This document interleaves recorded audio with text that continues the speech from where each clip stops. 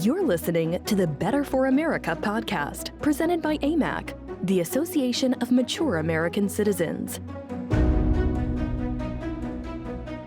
Hello, everyone. I'm Rebecca Weber, and this is your AMAC podcast, Better for America. Thank you all for tuning in with us today. Folks, if you have not yet downloaded the AMAC News App on your phone, you ought to do that today. It's a fabulous way to get the real news, the truth, on the important stories that mainstream media is simply not giving you. So go to your smartphone, open up the App Store, and search for AMAC. That's AMAC Inc. A red icon will appear. That's us. Download that red icon. You'll get a great news application on your phone. You can set it up for notifications and get news on the go, and you won't be bombarded with ads. You're going to love the news app. And if you haven't joined or renewed your AMAC membership, please do so at amac.us. On today's show, folks, I'm very happy to sit down with Frank Gaffney Jr. Frank Gaffney Jr. is the founder and executive chairman of the Center for Security Policy. The Center for Security Policy is a non-for-profit corporation which he established in 1988, and it's a great resource for timely, informed, and analysis of foreign and defense policy matters. So we'll be talking to Frank Gaffney, who's also the host, by the way, of Secure Freedom Radio, which is a nationally syndicated radio program. You can hear him weeknights throughout the country. But we're going to sit down with Frank Gaffney and talk to him about a handful of issues, specifically the rise of China and the national security threat that it imposes. And we know that Biden has made decisions to withdraw U.S. troops from Afghanistan.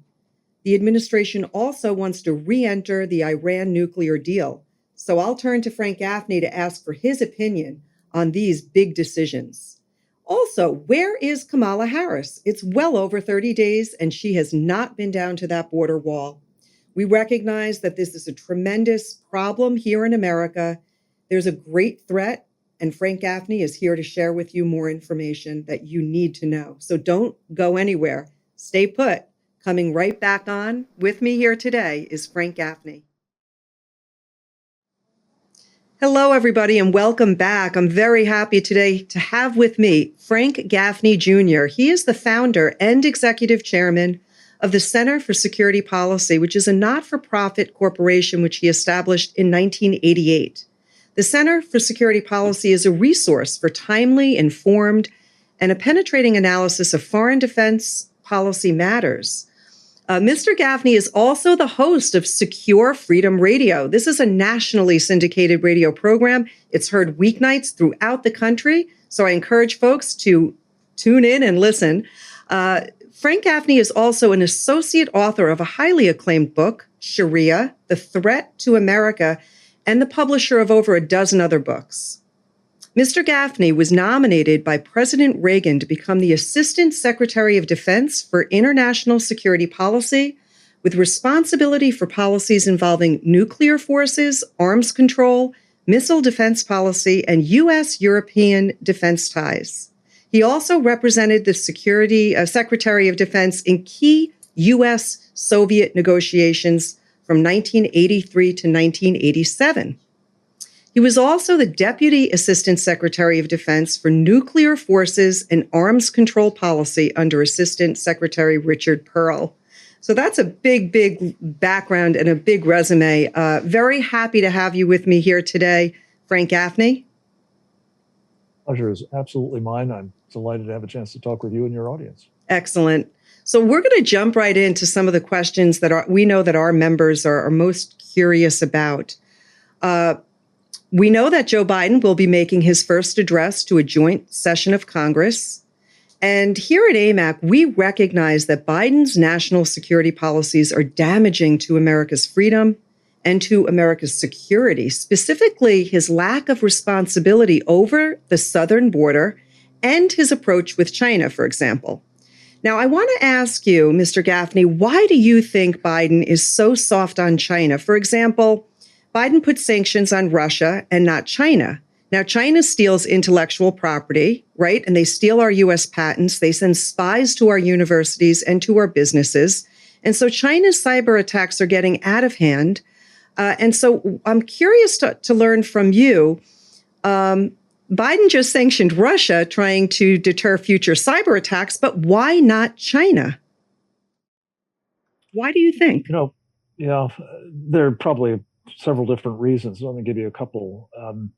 Robert Gates, who served with Joe Biden as the Secretary of Defense in Mr. Gates's situation when Joe was the Vice President of the United States, said, and I'm paraphrasing slightly, but he said basically Joe Biden got everything wrong. So it may simply be that he's got China wrong too, but I fear that there's something else at work, and that is Joe Biden, we now know, has been deeply compromised by the Chinese Communist Party. Unfortunately, it wasn't as widely known as it should have been before this election, but that was thanks to the very aggressive suppression of information about what was on Hunter Biden's laptop, his son Hunter's laptop, that documented, shockingly, the extent to which Chinese influence operations had gotten their hands on not just the Biden family, but Mr. Biden, Joe Biden Sr. Himself. And the result of that, I think, has been to affect his approach to the Chinese. I think it has definitely affected how they perceive him, which is the other piece of this equation. I think the Chinese are emboldened by their belief that not just the president, not just Kamala Harris, the vice president, but essentially everybody in the food chain south of them, right, who has a portfolio that touches even remotely on China, has similarly longstanding ties to, or worse, compromises with the Chinese Communist Party that are very troubling from a national security and public policy point of view. Yeah. Well, I think that is important for people to understand. And I agree with you there that it seems likely that there are deeper reasons that the American people are not really aware of. But he's got a very warped perspective, in my opinion. And the more that we depend on technology, the higher our vulnerability to these kinds of threats. So I want to turn over and ask you a question about Biden's move to completely withdraw our troops from Afghanistan.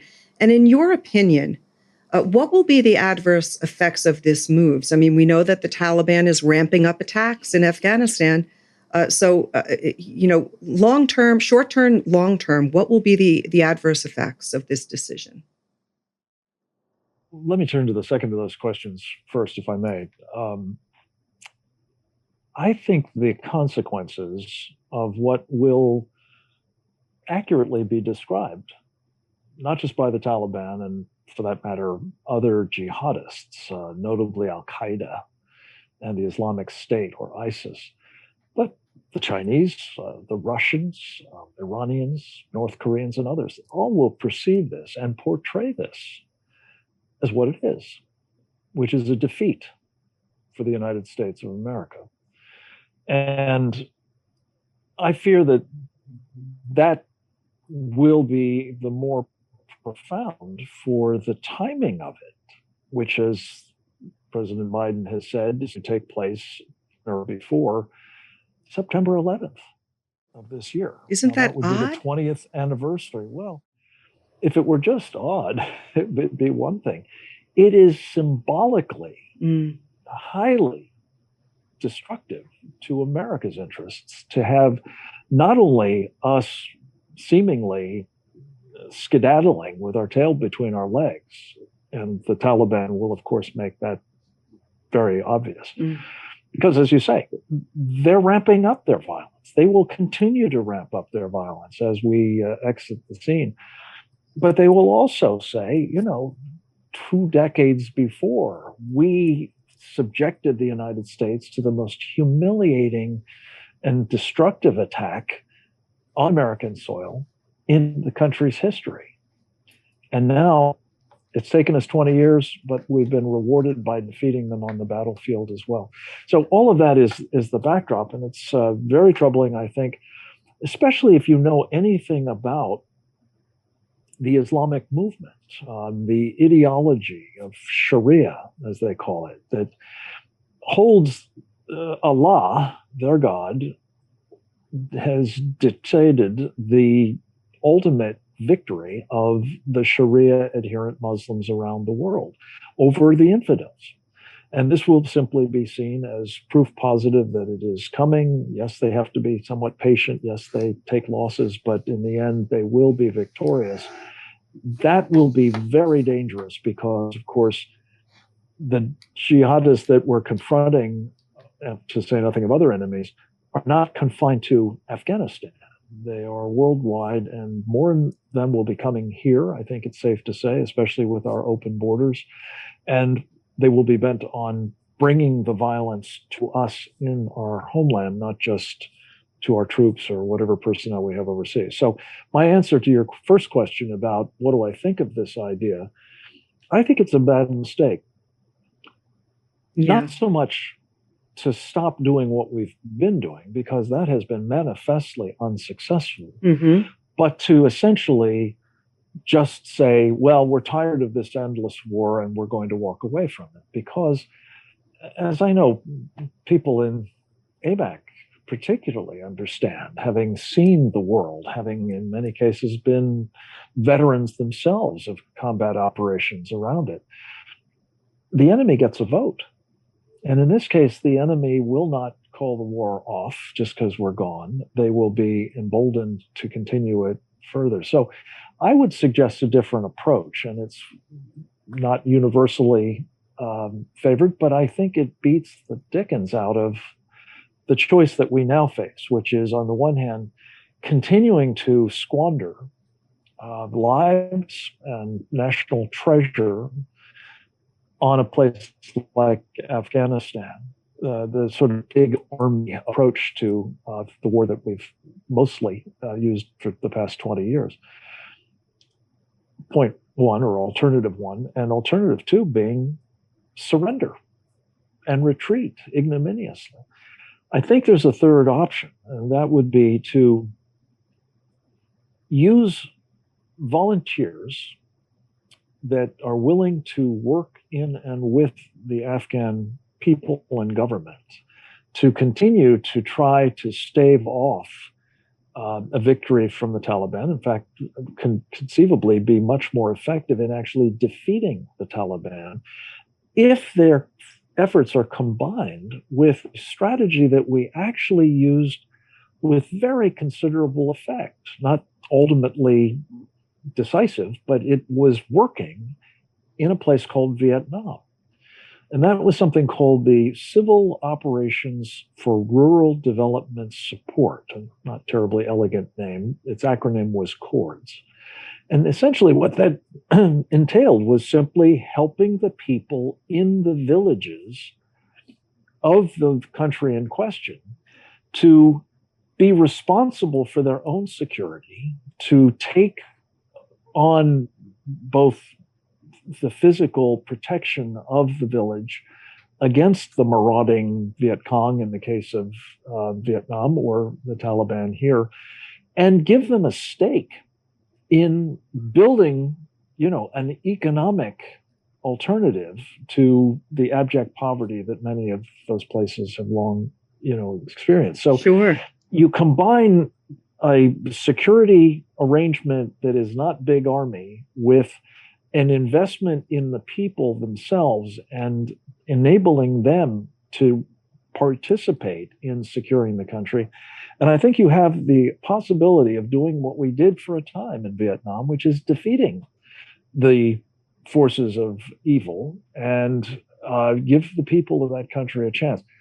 Just last thought, one of the things that is going to be a particularly horrible repercussion of all of this, I fear, is what we are going to see in the way of what happens when the Taliban reasserts itself in Afghanistan. It will be particularly horrific for those who worked with us, of course, if they can't get out, but most especially for women.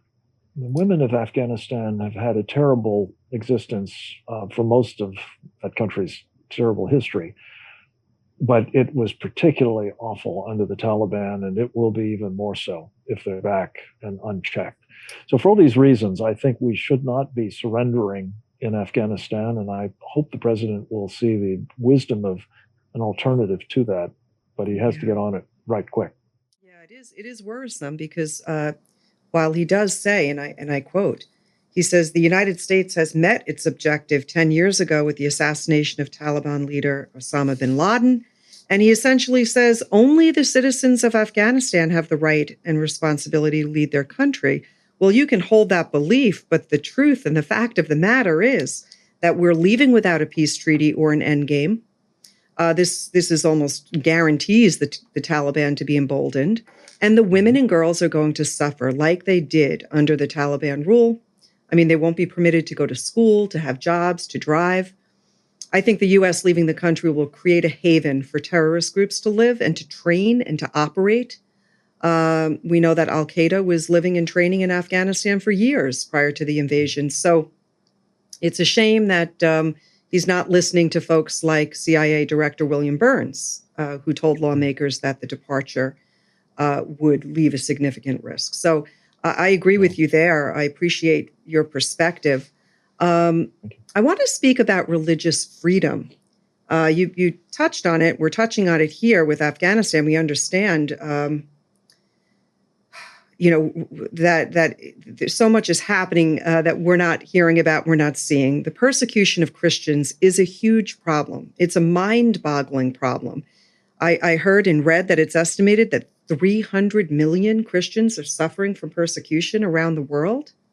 And we're not hearing about this in mainstream media. And I know that you have spoken about the threat of Sharia law, and you've even referred to it as Sharia supremism. Can you help explain to our listeners to understand what is really happening?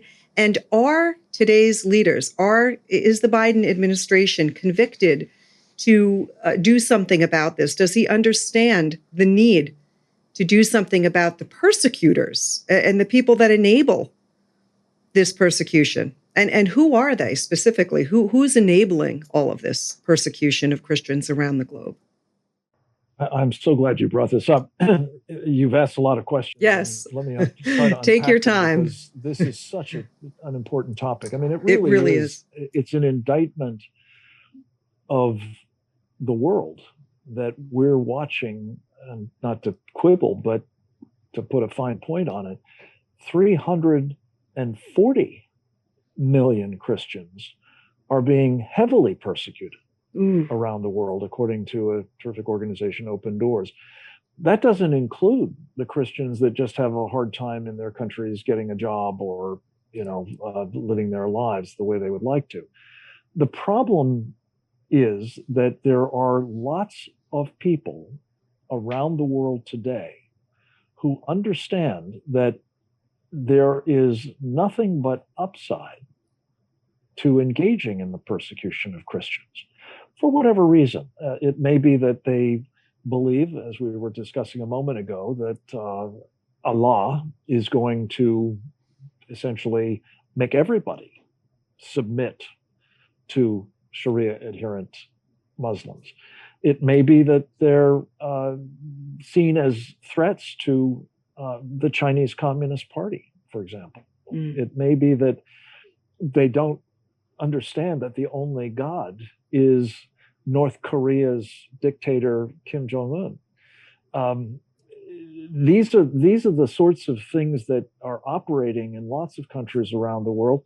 Or it may be that they have stuff that other people want, as in Nigeria or other parts of Africa, where, yes, jihadists are driven by this sense of Islamic or Sharia supremacism, but they also want the territory, or they want the resources, or they want the goods of the people that are Christians in their communities.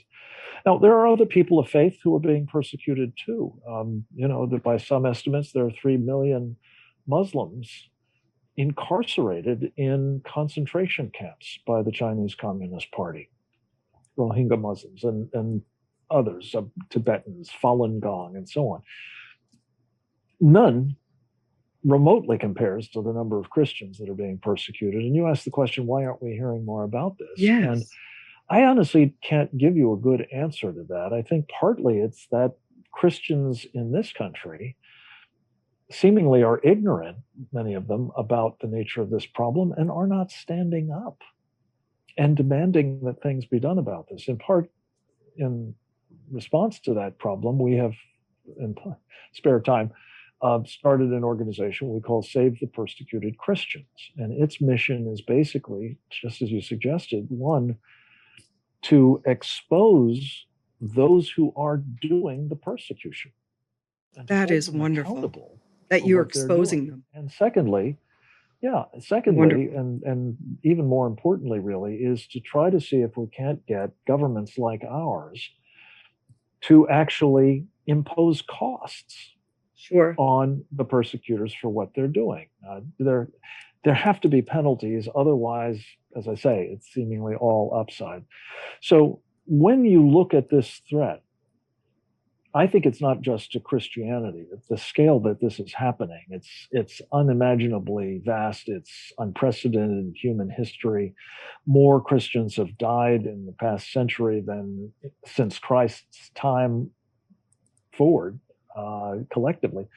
And that's a problem, I think, not just for Christians themselves, Christianity, or even Christendom. It's a problem for civilization more generally. And so we're very keen to see if we can't, and I, again, appreciate your taking the time to focus on this, hold the persecutors accountable and create penalties for engaging in it. And I'm sorry to be able to say the present administration seems to be moving rather in the opposite direction at the moment. In fact, I was just on a call with a group called the International Religious Freedom Roundtable, in which I expressed real concern that a country like ours, which is not only historically a Judeo-Christian nation, of course, but one that had, in the eyes of the framers,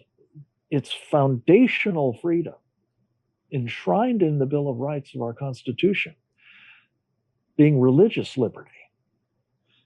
We have now been told by the present administration, specifically the Secretary of State, Tony Blinken, on the 30th of March, that this new president and his team are decisively repudiating what was one of the most important hallmarks, I think, of the previous administration's foreign policy, namely the priority ascribed to religious freedom.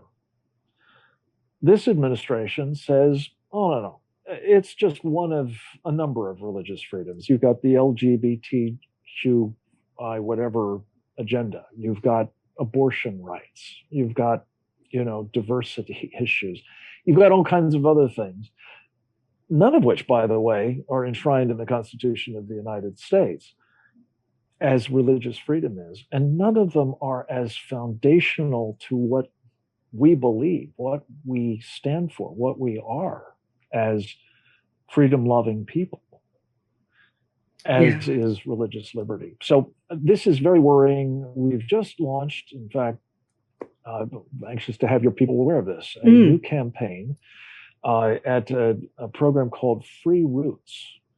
And they can go there and they can find a campaign that is called America Stands for Religious Freedom. And we would welcome their help. There are ways that you can send emails to your representatives in Congress, to the White House.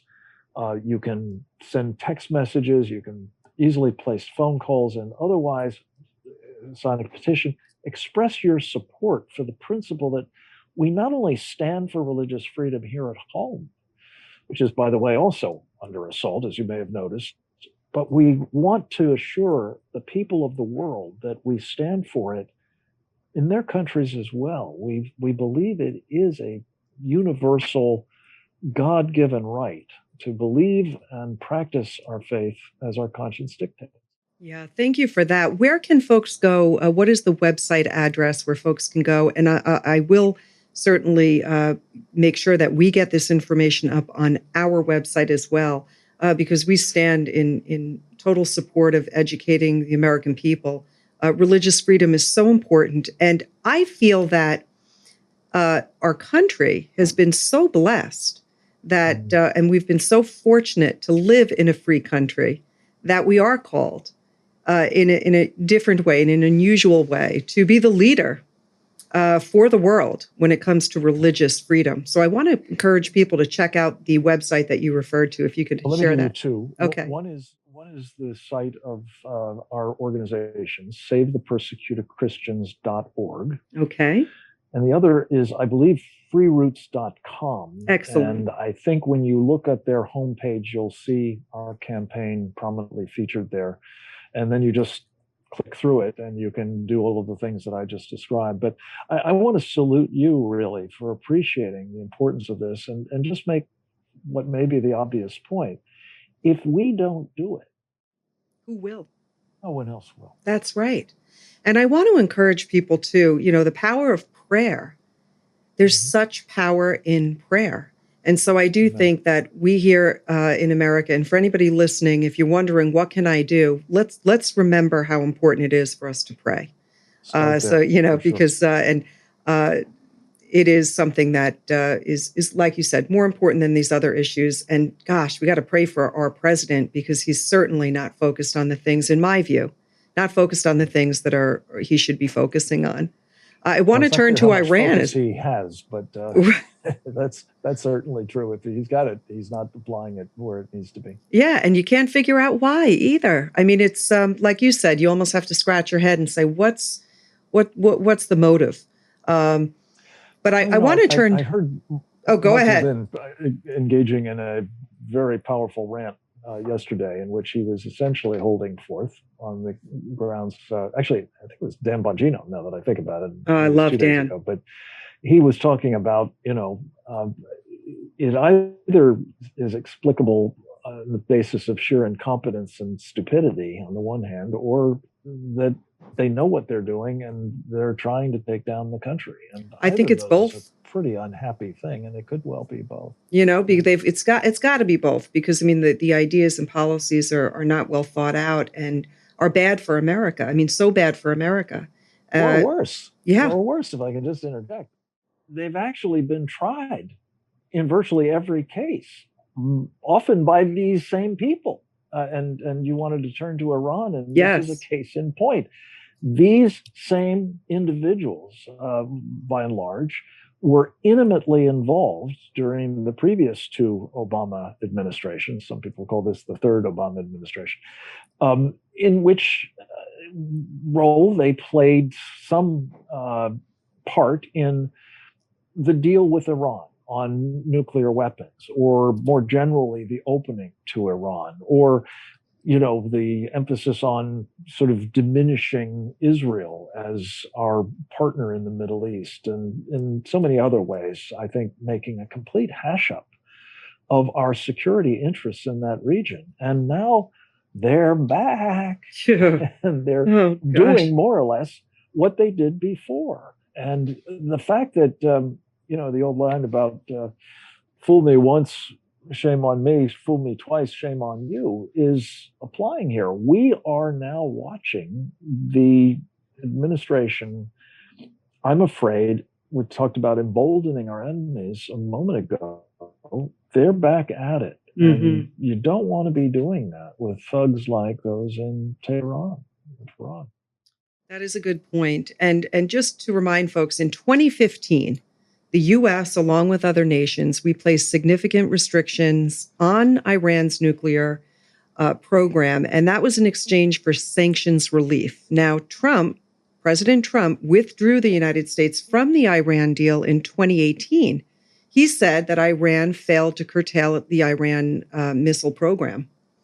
And so Iran began ignoring these limitations on its nuclear program a year later. So President Biden has said that the United States will return to the deal if Iran resumes compliance. But it's like he's trusting these people who they really can't be trusted. In my opinion, Biden believes that diplomacy is the best way to prevent Iran from acquiring nuclear weapons. In your opinion, Mr. Gaffney, what do you think is the best way to prevent Iran from acquiring nuclear weapons? Where do you think we should stand?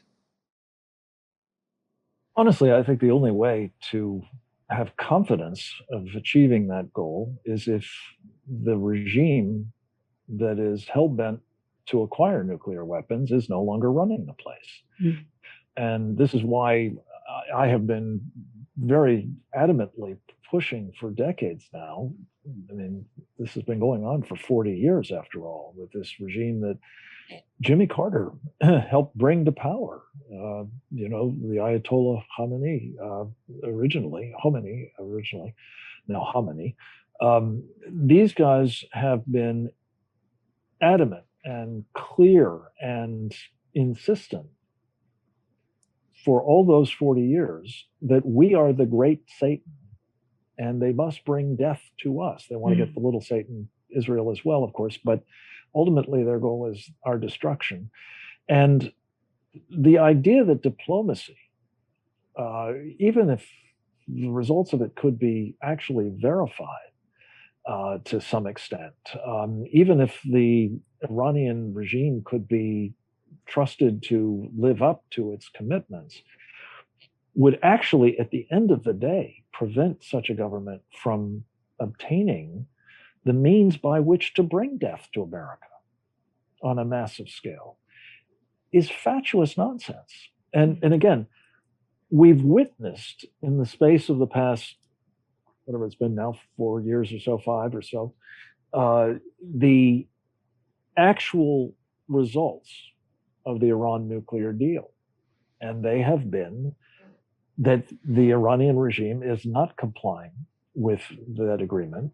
And to some extent, it's so badly written that even if they're not actually violating certain restrictions on it, they certainly haven't stopped their pursuit of nuclear capabilities. Mm. And those nuclear capabilities, as you mentioned, are intended to be tied to their missile programs and are part and parcel of their larger pursuit of terror and mass destruction of their enemies. Again, this is a regime that is Shia, as opposed to the Al-Qaedas and the Talibans and the ISISes that are Sunni, but they're all Sharia supremacists. They all have that same basic idea that their triumph will bring about the golden age of Islam, in which everyone else will submit and they will rule. And the problem for us is we ignore all of that at our extreme peril. And worse, if we actually enable it, whether it's by pretending that they're not doing it, or whether it's by financing what they're doing, or letting them have access to technology that enables them to do it, this is truly a formula for disaster. So I think Joe Biden, I think his various Iran specialists are doing not just the American people a grave disservice, but the world one, because they are legitimating, they are enabling, they are emboldening this mullahocracy in Iran to believe that they will get the bomb and they will be able to use it where and as they will in due course to achieve those long-standing goals of death and destruction to the little and great Satan specifically. Yeah. What are your thoughts on Kerry and the allegedly he leaked information to the Iranians? What are your thoughts on that? I just was catching the news over the last day or two and hearing a little bit more of this. Do you think anything will come of that? Well, let's be clear.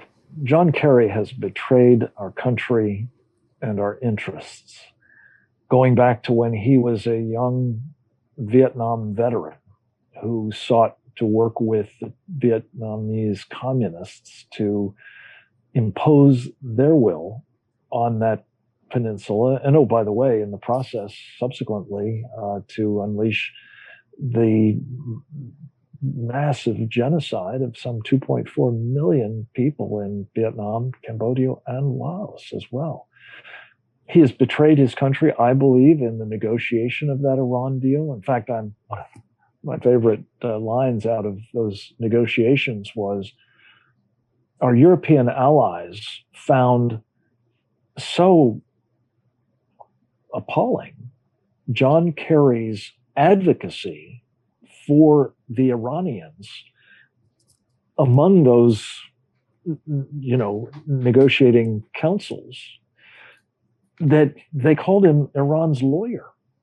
Wow. Now, when you think about it, and when you think about the lengths that he went to come up with a deal that was just totally unacceptable from a U.S. point of view, and totally to the liking of the Iranians, that's another example of betrayal. So I'm not surprised by this report from his friend, the Iranian foreign minister, that John Kerry had told him about some 200 Israeli military operations that were run against Iranian positions in Syria. Sounds entirely plausible, entirely in character, and entirely unacceptable. And I would hope that Joe Biden would have the integrity to recognize that such a man is totally unfit to have a senior position in our government, let alone one that is as important as has been imbued in his role as the climate change czar. Yeah, it'll be revealing. Because everything is being subordinated to climate change. That's every right. Policy of this Every policy. And it'll be revealing. I think it'll reveal Joe Biden's true character when we see how he reacts, once we understand a little bit more and they can dig down into the truth of this whole, Kerry allegedly revealing this information. So we'll be watching that story and keeping our listeners informed as it unfolds. I'm not holding my breath. John Kerry has denied having done it, and I'm sure that the administration will try to ignore it. But the American people need to hold them accountable for it. That's for sure. That's right. One other thing I want to touch on is the border wall crisis. It's another area that we just can't ignore, and it just baffles my mind how the left wants to play it down and wants to convince the American people that there is no crisis, that there is no problem. I personally am furious that Kamala Harris has not been down to meet with our elected representatives in those areas that are right up against the southern border, that are dealing with so much on their hands. It's created really a brand new business model and revenue source for dangerous cartels. They're trafficking not just drugs, but people. And there are verified instances of people on the terrorist watch list getting caught crossing the border. So it's created a national security issue as well as a humanitarian issue. But the Biden-Harris administration, they want us to ignore the problem, right? The supposed border czar, she hasn't been down to the border since being appointed in this position of a border czar. We're at like over 34 days now. I know she's holding a virtual meeting with the Guatemalan president to discuss the reasons why people want to leave and come to the USA, but why isn't El Salvador, Honduras, Colombia, why aren't other countries on that call? And it seems to be a strategy, the administration choosing this strategy to deal with countries from where people are coming and to sort of figure out what social issues are driving people out of their country, instead of securing our border. In other words, they're not putting America first. What are your thoughts on Biden's strategy, and why do you think that Kamala Harris hasn't been down to the southern border, despite the fact that that's all she spoke about when she was on the campaign trail? I mean, she pointed a finger at Donald Trump over and over again and called him a bad man because there were 2,000 young children that were being held. We're up, I think the number's got to be over 20. The good old days. Right?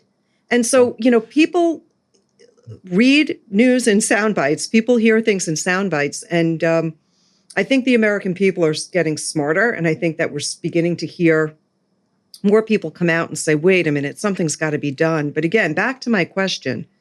What are your thoughts on this strategy? And What do you think that they should be doing that they're not doing? I think Donald Trump was on a good path. Curious what your thoughts are. Well, speaking of sound bites, let me just cut to the chase with this one. The reason the Biden-Harris administration have created this crisis, which they have now reluctantly acknowledged is a crisis, is they wish to change the demographics of the United States. Mm-hmm. And yes. therefore the electorate of the United States, in the conviction that they will thereby, together with other things that we could talk about, like, their voting reform laws, to establish essentially, or their packing of the Supreme Court, or their packing of the United States Senate, or any number of other things that they've got going. They're determined to try to enshrine the Democratic Party as the permanent majority party of the United States. Yeah, I agree. And I've been saying that. And everything else. Yeah. Everything else is just details. But to your specific question, where's Harris on this? And first of all, I don't think she's terribly bright, to She's be honest not. with you. And I think that she isn't really up to this job, secondly. And thirdly, I think she doesn't want to be associated in any way, shape, or form with the adverse publicity and possible political costs of actually being responsible for solving this problem. So they shifted it from she's going to solve the border crisis to she's going to look at the root causes of the border crisis. And then she's going to look at some of the root causes and she's going to look at them in her own good time. And the bottom line is the problem continues to metastasize. Right. And we continue to find the end that they seek, I believe, being served by what's happening. Namely, the worse it gets, the better. The more these people come in, even if they have COVID, for heaven's sakes, or even if they're jihadists. And you've mentioned that a couple of them were intercepted at the border, but it's no secret that the number of people who actually get through is some multiple of the number of people that get intercepted. How large is that multiple? You get different answers from different people, but I will guarantee you there are more than a handful of jihadists and probably others who wish us harm. Well, Chinese communists, drug traffickers, human traffickers, you name it, who are getting through that border every single day, in no small measure because Joe Biden, as one of his first acts in office, was to stop the construction of the wall. And that has left gaps, that has combined with the sort of tractor beam, as they call it in Star Wars, Star Trek rather, of his policies to encourage people to come to this country, whether they're just seeking economic opportunities, a better life, all of the bennies that will give them free food, free healthcare, free this, free that, education, incentives everywhere. Or if they wish to come here to do us harm, right? Everybody gets in free, pretty much. Yeah, it's a terrible, terrible approach. It's not putting America first. And you are correct. They really want to change the country. Chuck Schumer said it himself. He says we win. Fundamentally transform. We win Georgia. I think he said we change the world. And these are just such dangerous steps that the administration is either taking or not taking. And people need to wise up. People really need to do their homework and don't just believe everything that you read or hear. And you made a good point. Somebody like John Kerry, you assume that this is a upstanding type man who's got good character. But when you look at his past as an example, just one example, you recognize that his ideas are not really aligned with the things that make this country great. And so he's bad for America. And it seems to me that everywhere I turn, the people that Biden is putting in charge is bad for every area. He's just choosing the wrong people over and over again. It'll be interesting to see what he has to say to the American people in the joint session. Do you expect to hear anything revealing? Well, I think what you're going to hear is more of the sort of deflection that we've been treated to since he came to office. Yes. His principal role, let's be clear, is to be good old Uncle Joe, the sweet, affable, somewhat foolish, somewhat senile president of the United States, and have that face serve as an obscurant to the most radical, anti-American, dangerous policies, domestic and foreign, that I think this country has ever been subjected to. And that's the thing that's worrying, is I don't know that we're going to hear a lot of truth-telling by the president in his remarks, but I do think we're going to get a lot more of this delusional, or at least deluding, narrative from him that is designed to make us feel it's okay. It's just old Joe. And maybe if people think there actually is a problem here, we'll fix it in 2 years. Well, maybe not. And this goes back to what we were talking about before. Maybe not, if the number of people who are coming to this country who are not citizens, who are not here legally, are nonetheless going to get an opportunity to vote.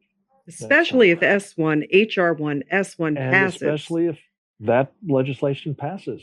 We could be done. We could be done. I just wanted to say to your audience, especially, because I've come to know and admire your association so much, and the people who are members of it, because I believe they love this country. Oh, they do. Understand what a precious place we've been given by God, and how close we are to losing it. And I just wanted to encourage them, working with you all, of course, but others of us as well, to be involved. Yes, it's vital, as you say, to get educated, and you're doing a marvelous job of it, but we also need them to be engaged in trying to make sure that, for example, just one thing, everyone who represents a member of AMAC in the United States Senate specifically, right now, is on notice that they must not approve S1, that's right, the legislation that would finish off free and fair elections for the foreseeable future. That's exactly right. Thank you for bringing that up. We have a chance at fixing a bunch of the other things. That's so important. And if that's right, if people go to our website, they can get a lot of information on HR1 and S1, the details, and there's a call to action right there on the homepage of our website. Go ahead and click that link. It'll take you right to a page where you can sign the petition. So stay tuned, because that S1 HR1, people, what it essentially says is that folks will automatically be registered to vote right through the DMV or earlier at age 16 years old. And voter ID will be not allowed. In other words, prohibited. Like they're going to do away with voter ID. There are so many bad parts about HR1. S1 is its companion bill in the Senate. So we're going to be watching very closely to see how that plays out. Mr. Gaffney, I want to thank you so much for joining us today on AMAC's podcast, Better for America. It was just an absolute pleasure to hear from you. You've got great perspective, and I do hope to have you back with us. I'd love to have you join us back again. Happy to do it anytime. And I just, let me leave you with this thought. If it's been a pleasure, I haven't been communicating effectively. I'm talking about really worrying things, and I would love to be wrong about them. I fear I'm right. But the good news is, and I want to, first of all, say how much I appreciate the great questions that you've put to me and the kinds of thoughtful way you're approaching these topics as well. But also that, as I'm fond of saying, you and your audience will go forth and multiply, because the country needs your help now. Amen. Probably more than at any time. No matter really how good many point. Wonderful ways you've served the country, and many of your members I know have. But this is the critical moment. It all is hinging on, do we now pull back from the kind of fundamental transformation the left has in mind for us, the revolutionary left has in mind for us, Or do we really lose our country and not allow our children and our grandchildren to enjoy the blessings of liberty that we have been privileged to experience? Well, thank you for those parting words, because those are important things for us to be thinking of. For everyone listening, if you haven't joined or renewed your AMAC membership, I want to encourage you to do so for $16 a year. You are making a difference. We bring your voice to Washington, and when we go to elected representatives and leaders and we say that we have over 2 million Americans that stand in support of protecting our rights and freedoms, people listen. We need more members. We're the old David versus Goliath story, and we are the David.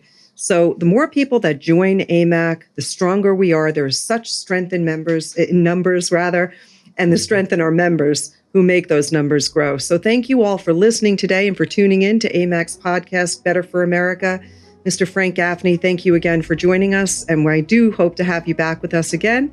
And to all of you out there listening, have a great day. Thank you for listening to the Better for America podcast. To learn more about AMAC and all it has to offer, visit us at www.amac.us.